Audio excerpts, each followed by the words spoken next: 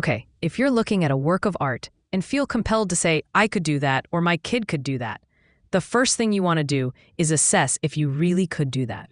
Take some hard-edge abstraction like this painting by Piet Mondrian that may at first glance seem fairly easy to execute.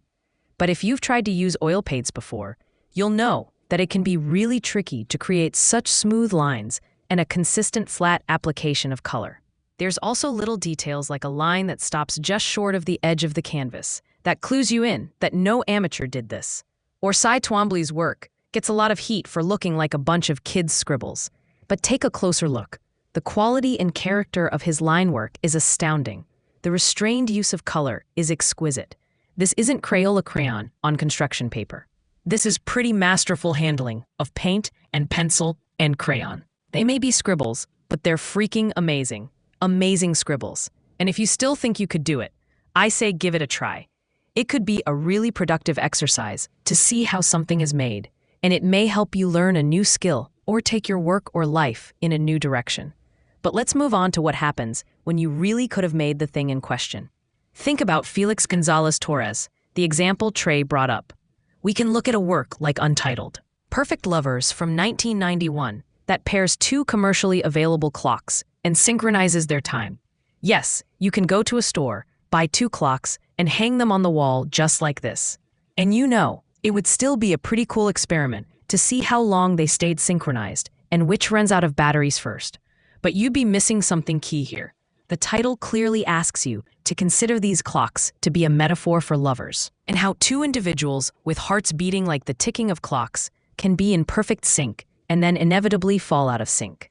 The title further suggests that the lovers remain perfect even after they've fallen out of sync. But there's even more, because this work wasn't just made by any person at any time. It was made by Felix Gonzalez Torres, who was openly gay and who made the work after his partner Ross was diagnosed with AIDS. Gonzalez Torres's work was overtly and strategically political, and this lovely and heartbreaking work is unquestionably made more resonant when you know that his partner died in 1991 and he died in 1996. His battery lasted just a little bit longer. And if you think a work of art should tell you everything you need to know without the help of wall labels or the like, then I'm probably not going to convince you otherwise. But for me, whether it's the Mona Lisa, a landscape painting in a thrift shop, or an iPhone, every object is created within circumstances that are important and is distributed in ways that add to its meaning. But back to Gonzalez Torres, because we're not quite done with him yet. Many of his works depend on reproducibility. Stacks of paper or piles of candy viewers are invited to take.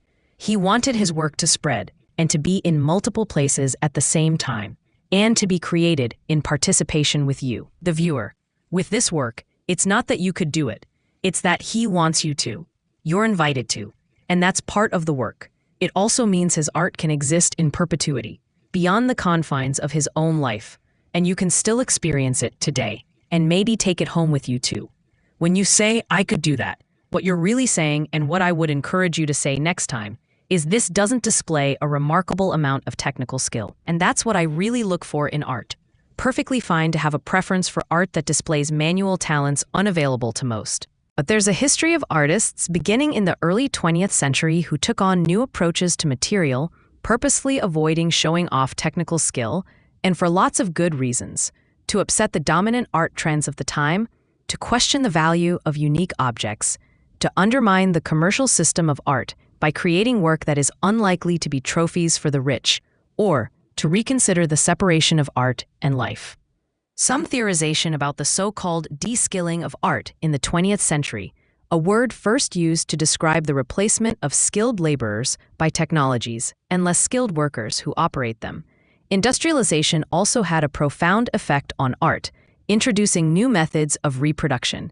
And we can't forget about the dawn of photography. That certainly called into question the relevance of spending loads of time learning how to paint something realistically. Rather than devote their lives to mastering a particular medium, some artists began to push the boundaries of those mediums and even forego them altogether. There's sculpture that is purposefully unmonumental, paintings purposefully non-virtuosic, drawings purposefully simple. It's not that these things don't take skill. They just take different kinds of skill. Research, deduction, collaboration, exploration of new materials, radical thought. Just as we value professions other than skilled labor, we should also value work by artists, focused not just on craftsmanship, but on the effective execution of good ideas. It's the thought they bring to the form, or have others bring to the form, and not just the form itself. Next time you're compelled to say, I could do that, I think you should stop yourself and ask, why did they do that? What are the circumstances that led me to not doing that, and them being so driven to make the thing that they not only thought of the idea, but then completed it and found an audience for it? What are the social, political, and economic circumstances surrounding their doing this thing? You can still admire impressive technical skill, but you can also open yourself up to appreciating a much wider world of art.